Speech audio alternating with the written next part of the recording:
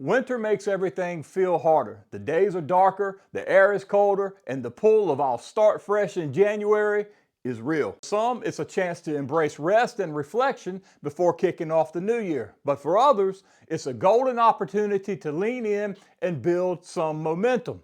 I want to show you how to do both: build momentum and embrace rest. I want to show you a plan that you can follow in the month of December that I believe will help keep you motivated and help to keep you working towards your goals without giving back too much of your gains and progress that you've earned and made by working so hard throughout the year. If you're following my periodization plan, you'll have to adjust the plan to incorporate this plan, which is perfectly fine to do. Remember, you're always doing what works best for you in fitness, and nothing we do should ever be set in stone. And by the way, I'm going to link the periodization workout plan in the description so you can go back and watch that.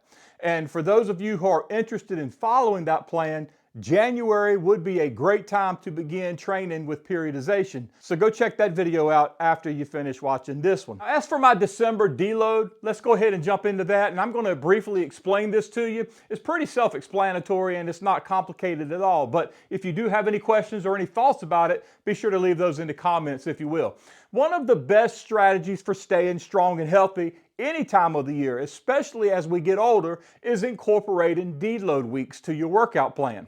But I'm going to show you a deload month, specifically designed for the month of December, and I'm pretty sure you're going to like this plan, and you're going to find it wasn't complicated at all.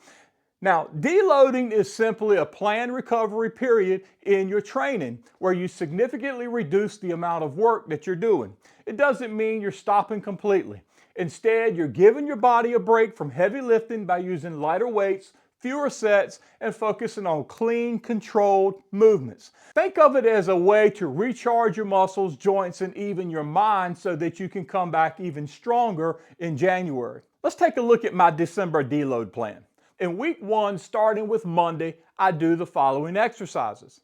On Monday, I do triceps, biceps, and shoulders, and I do them in that order.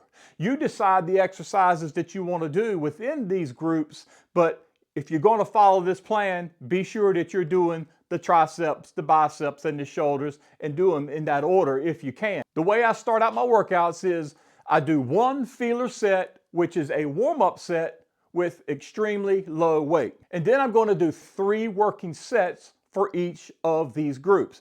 And you want to focus on 12 to 15 reps per set, performed at 80% of your normal routine working weight.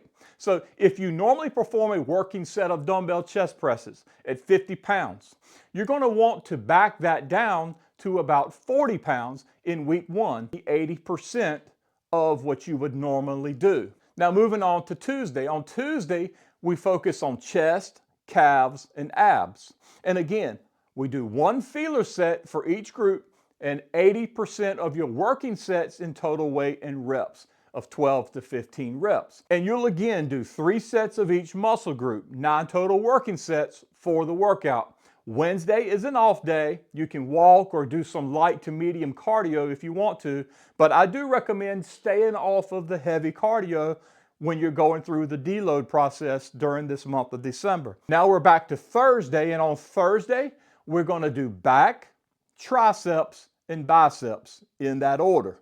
And then as we turn to Friday, we're going to focus on, in this order, chest, legs, and then some abs, okay?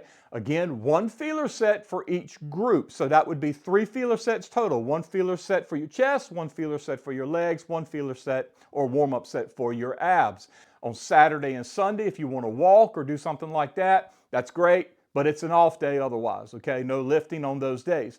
Then you're going to roll into week 2, and you're going to repeat these same workouts on week 2, just as I've designed them, in the order that I've designed them.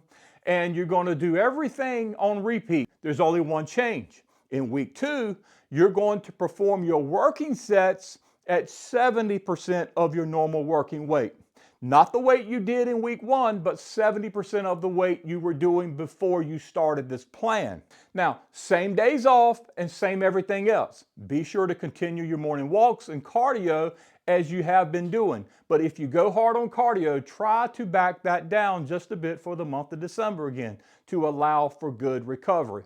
Rolling into week 3, you're going to do everything the same, except the working weight, which you're going to be doing, is now going to be at 60% of your normal working weight. And the movements are going to become slower, more intentional, and more methodical, okay?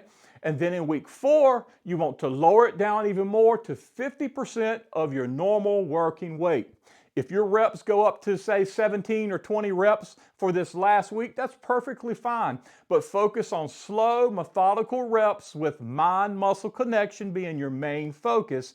And remember, this is what we call active recovery. This is a deload. So you're not trying to destroy the muscles during the month of December during this deload, and you're not going to take any of these sets to failure. This is going to be a great plan for you. It's a great December deload plan, but you can implement this plan anytime. Deload is always a great thing to implement. You don't want to always just push at maximum capacity all the time. That's just not the best way to do workouts. A deload workout can be as simple as scaling back your usual routine. For example, if you're used to doing squats, bench press, and overhead presses, keep those same movements, but with significantly lighter weights. Focus on controlled reps, fewer sets, and proper technique. Remember, the goal is not to push your limits. It is to give your body a chance to recover while you remain active in the weight room. The other quick thing I want to mention is nutrition. And listen, we all want to partake in the Christmas holiday festivities, but just remain mindful of all that you have accomplished throughout the year. And also remember, when all of those other people are rushing to the gym in January to start their journey for the first time, you'll be way ahead of that, and depending on how disciplined you remain through the holidays, that's going to determine how well you start out the new year. On your protein, be sure you're getting the right amount of protein. Don't let your protein intake slip along the way, okay? And if you're doing the creatine, be sure you're getting that creatine in every day. I'll put both of my videos on how to take protein and how much you need, as well as all the benefits of creatine. I'm going to also attach those to this video. Okay, that's all I have for this one. I'm going to catch you on the next one. Now you go get fit.